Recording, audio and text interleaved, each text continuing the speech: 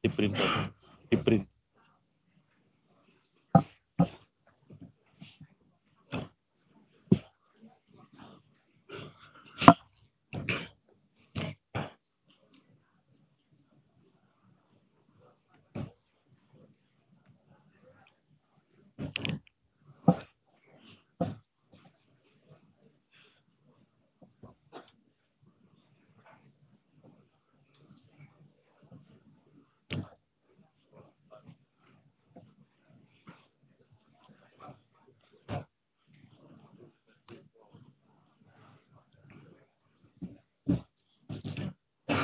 Nomor urut 1, nama partai politik. Partai Kebangkitan Bangsa, perolehan suara sah 16.115.655 suara.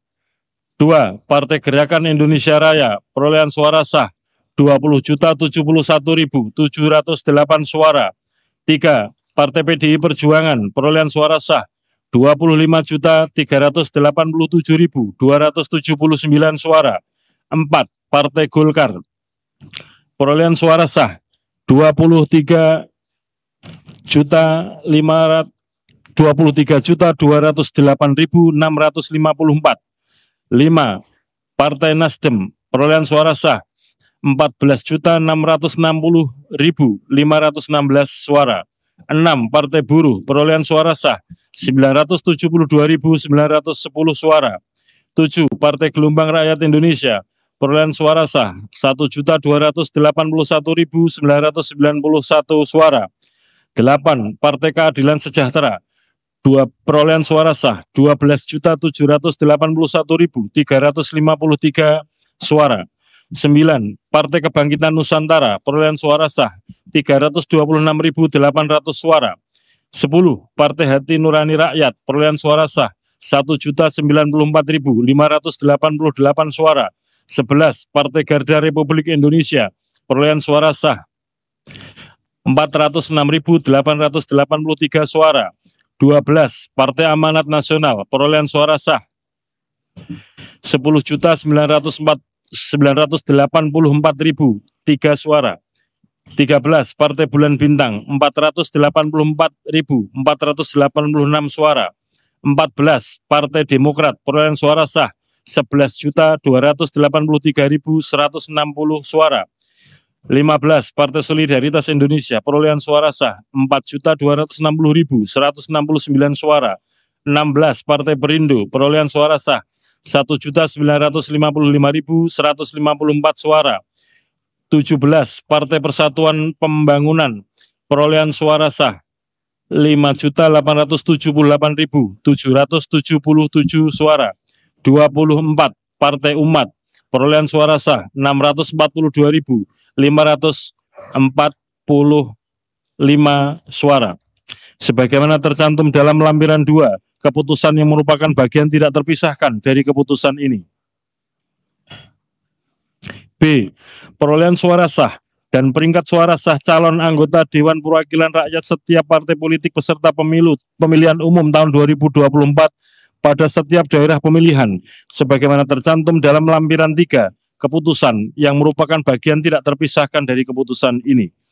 Ketiga, menetapkan hasil perolehan suara sah masing-masing calon anggota Dewan Perwakilan Daerah secara nasional berdasarkan berita acara nomor 218/PL.01.08-BA/05/2024 dari setiap provinsi pada 38 provinsi sebagaimana tercantum dalam lampiran 4, keputusan yang merupakan bagian tidak terpisahkan dari keputusan ini.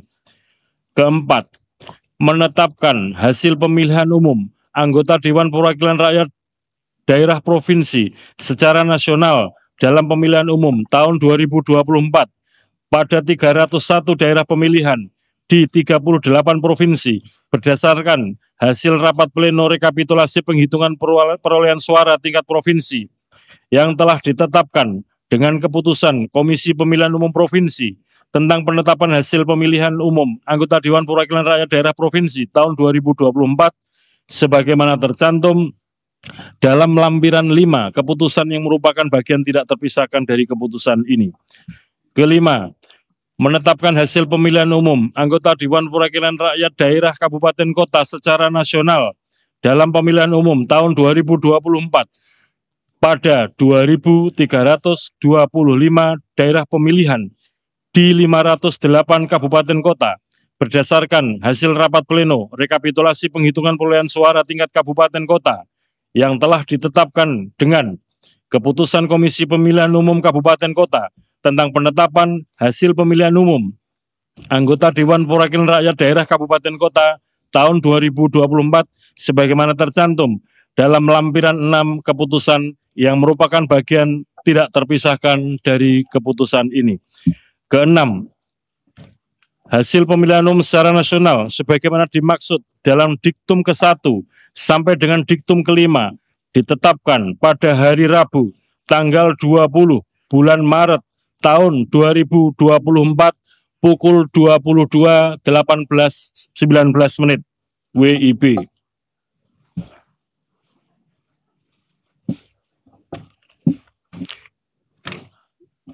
Ketujuh, keputusan ini mulai berlaku pada tanggal ditetapkan. Ditetapkan di Jakarta pada tanggal 20 Maret tahun 2024. Ketua Komisi Pemilihan Umum Hasyim Asyari ditandatangani.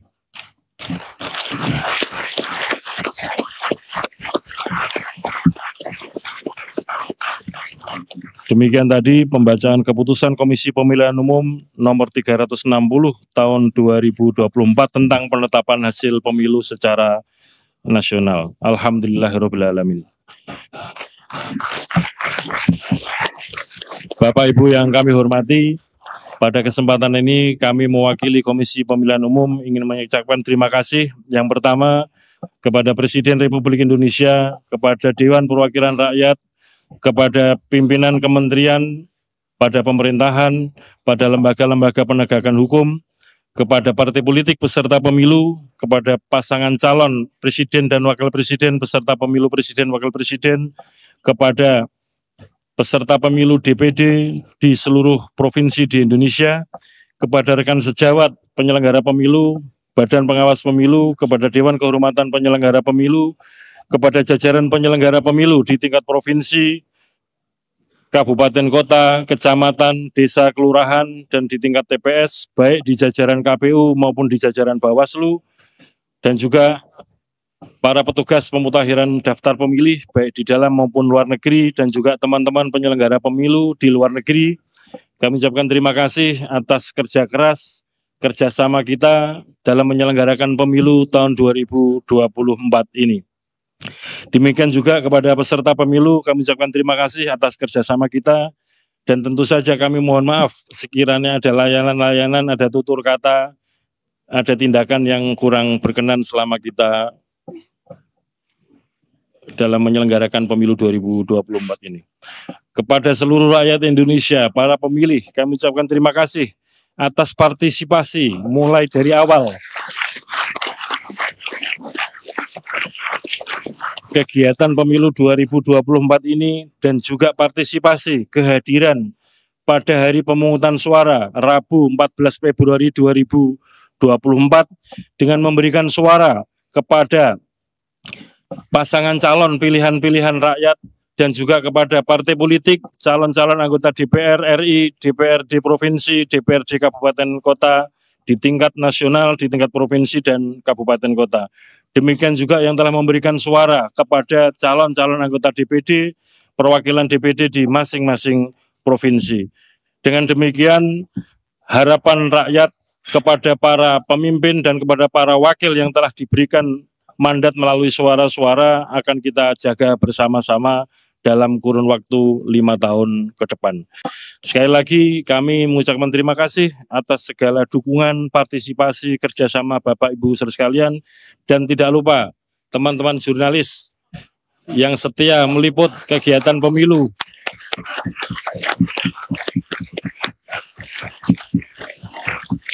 Apakah di kantor KPU Pusat, kantor KPU Provinsi, Kabupaten Kota, maupun di kantor-kantor Bawaslu di pusat sampai Kabupaten Kota, dan meliput sampai di tingkat TPS.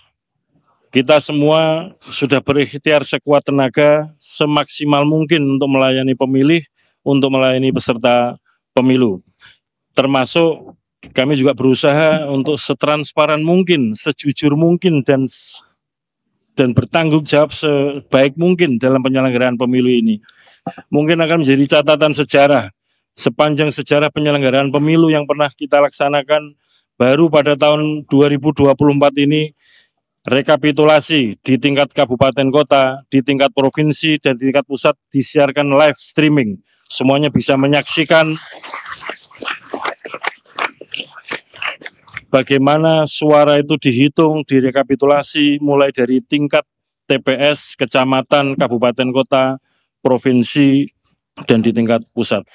Demikian juga kita juga sama-sama memperhatikan warga kita, pemilih kita, rakyat kita aktif memonitor, memantau, mendokumentasikan, apakah itu dengan mencatat, apakah itu dengan memfoto, apakah itu dengan memvideokan dengan berbagai platform media sosial dan diunggah di mana-mana. Ini sebagai bentuk partisipasi yang luar biasa, sebagai ikhtiar rakyat pemilih kita untuk bersama-sama menjaga keaslian pilihan rakyat yang telah diberikan di TPS masing-masing.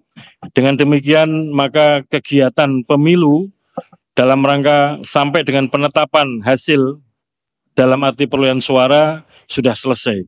Dan selanjutnya nanti kita secara bertahap akan melanjutkan kegiatan untuk penetapan hasil pemilu dalam arti yang lain, yaitu perolehan kursi dan penetapan calon terpilih anggota DPR RI, DPRD provinsi, kabupaten kota, calon terpilih DPD, dan juga penetapan pasangan calon terpilih presiden dan wakil presiden setelah nanti kita mendapatkan konfirmasi dari Mahkamah Konstitusi apakah ada perkara-perkara yang diregister untuk masuk dalam sengketa kepemiluan. Saya kira demikian yang dapat kami sampaikan pada malam yang barokah di bulan Ramadan ini. Mari kita bersama-sama berdoa sesuai dengan agama dan keyakinan kita masing-masing sebagai bentuk syukur kita kepada Allah SWT, Tuhan yang Maha Kuasa, yang telah memberikan segala nikmat kepada kita sekalian, terutama berupa nikmat sehat, nikmat kuat, nikmat sabar, dan nikmat selamat dalam menyelenggarakan pemilu 2024 ini. Semoga apa yang kita kerjakan mendapatkan ridho dan mendapatkan rahmat dari Allah SWT, Tuhan yang Maha Kuasa. Li ridhoillahi wa syafaati Rasulillah wa ala kullin sholihah bi barakati al-Fatihah. A'udzu billahi minasyaitonir rajim. Ar-Rahmanir-Rahim.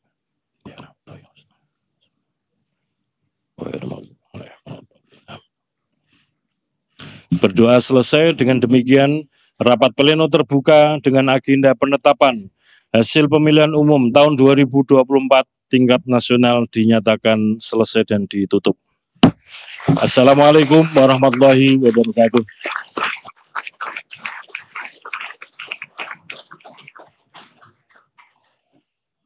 Anda masih menyaksikan Breaking News TV One, Presiden dan Wakil Rakyat terpilih. Dan pemirsa, tadi kita sama-sama telah menyaksikan penetapan pemilu dari 2024 yang merupakan hasil rekapitulasi pemilu 2024 yang dibacakan langsung oleh Ketua KPU Hasyim Asyari.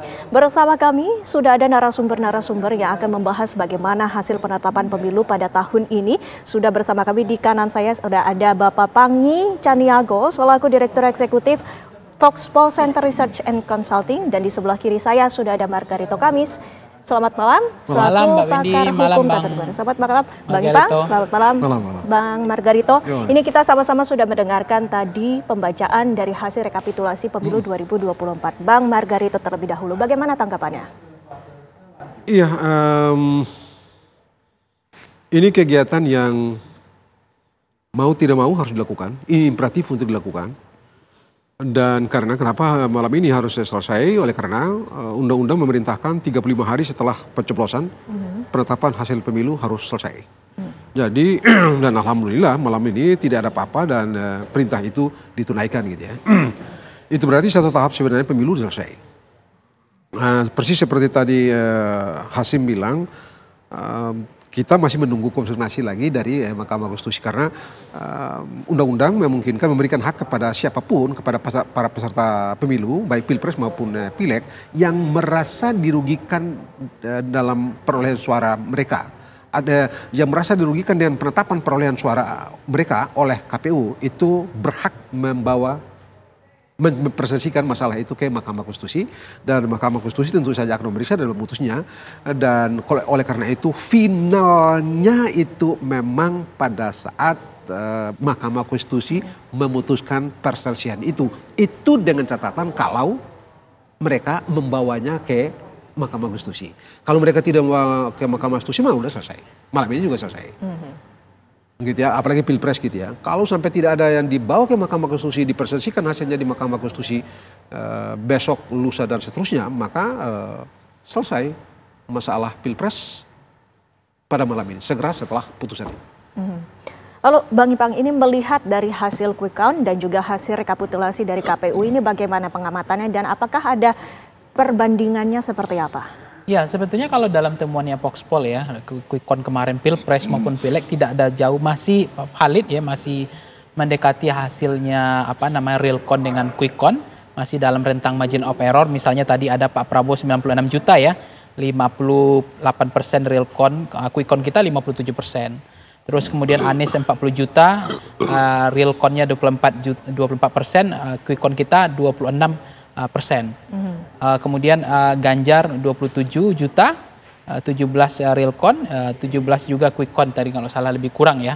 Artinya masih dalam toleransi, masih sesuai dengan toleransi batas atas rentang margin of error, Mbak Windy. Jadi tetapi memang kalau kita tarik batas atas 1%, batas bawah 1%, itu menunjukkan bahwa tidak terlalu ada perubahan yang cukup signifikan. Artinya data ini tetap real count adalah hasil final yang harus dihargai oleh siapapun, dan quick count juga bukan hasil final kemarin, dia hanya menampilkan itu. Kita pakai kemarin 2000 TPS yang diurut secara demografis dari Sabang sampai Merauke dengan interval 400. Terpilihlah kemudian dari 820 TPS terpilih menjadi 2000 TPS. Nah, dari C1 Plano itu yang dilaporkan ke IT kita, itulah hasilnya. Itulah faktanya gitu. Jadi kalau kemudian ada tuduhan lembaga quick count sudah dikunci, lembaga quick count sudah mengikuti algoritma, bekerja sama dengan Sirekap, dengan real count, saya nggak paham bagaimana cara menjelaskan, meyakinkan itu. Dan menurut saya itu sesuatu yang sebetulnya tidak terukur. Hanya asumsi, persepsi, dan penggiringan opini yang tidak berbasis data. Karena kalau itu untuk lebih realnya harusnya expose data, itu lebih real lagi untuk melihatkan. Karena memang yang kedua ada perbedaan hasil survei. Itu kita akui. Hasil survei sebelum ada penetapan calon presiden, waktu itu kan masih sangat kompetitif, sangat dinamis. Artinya bahkan waktu itu Ganjar leading sebagai pemenang. Nah, tapi setelah kalau hasil survei hari ini memang jauh berbeda sekali. Ya, ini sangat menarik. Nanti jangan terlalu banyak kita bahas karena sesaat lagi nanti kita akan bahas lebih dalam lagi mengenai permasalahan ini. Namun kami harus jeda sejenak. Kami akan kembali sesaat lagi.